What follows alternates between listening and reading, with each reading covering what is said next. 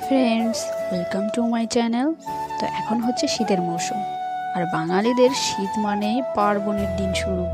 তো আমরা পরিচিত আছি কলকাতার হস্তশিল্প মেলা নিয়ে, সেটা খুবই বিখ্যাত এবং খুবই জনপ্রিয়।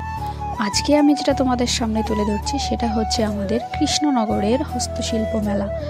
তো এখানে আমি গিয়ে দেখতে পেয়েছি প্রচুর প্রচুর জিনিসের সমাগম ঘটেছে। আমাদের নিত্য প্রয়োজনীয় যা যা দরকার সব কিছুই এখানে আছে। তো বন্ধুরা, তোমরা যদি এই মেলাটায় আসো তাহলে তোমরা তোমাদের পছন্দ অনুযায়ী সব জিনিস পেয়ে যাবে।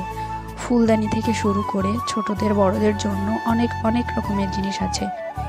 শীতের জন্য যে কালেকশনগুলো ছিল সত্যি সেগুলো খুবই অসাধারণ ছিল।